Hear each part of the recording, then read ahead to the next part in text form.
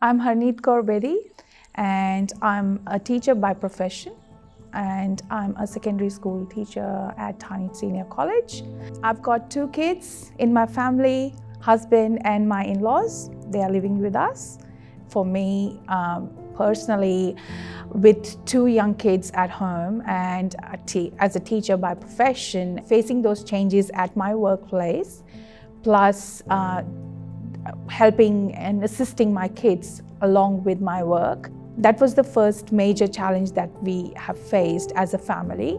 Going out was like going into a war zone because we are going to an unknown place where we are not sure what's going to happen. But as a family, we had time to spend time together. So we took it positively and trying to beat that like negative effect, like psychological effect of pandemic. It did affected us like big time with the way we work, with the way we interacted, because the social interaction was as good as zero. And being a social person, people's person, it was a big challenge for us.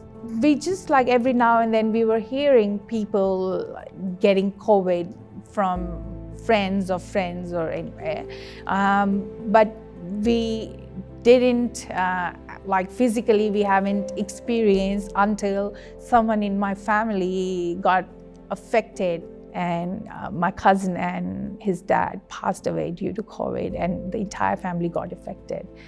So then I started explaining, I think, to people, if you're not sure, then stay protected, keep protected, like follow all the protocols, what the government is asking for, because you never know. Subject I teach is maths, and I think maths is way more challenging to teach. When you want to explain something on screen, how are you going to explain it to them? Schools have developed like online portals like Google Classroom. So it was before pandemic that we had that already set up as an online communication portal, but we were not using it as effectively. Another challenge was not all the students had laptops or devices. So we have to provide alternate work for students who are not appearing online, so that they can print the handouts in the office and they can come and collect the work. So it was like doubling up the work. Along with that, I'm helping my kids who are just sitting next to me and they need help because their schoolwork a little bit different than what my school was. With young kids, they need a lot of assistance because it's a new system, and to get used to that system, they need time, they need repetition of things.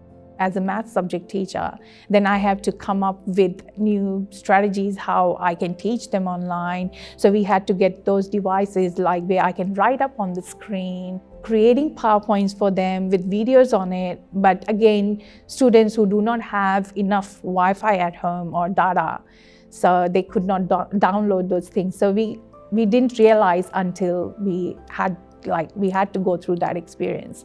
At the end, I've started creating online videos on YouTube, so tutorials for students, so that at least they can click on the YouTube link and they can watch the tutorials, and whoever wants to study at that time, rather than just putting a blindfold on like it's pandemic, who's gonna study?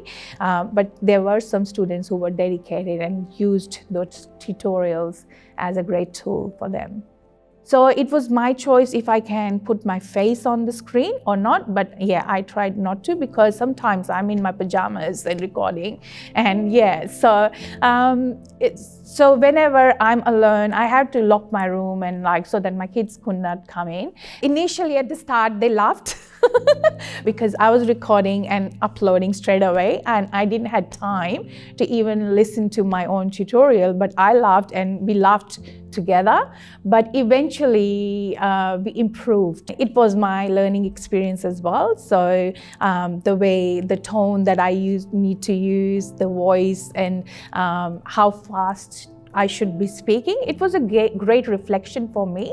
At the end, I created some exam revision videos for them. They used it for their exam revision, which was good. It is like, I feel if one student take advantage of it, I'll say it's a success for me.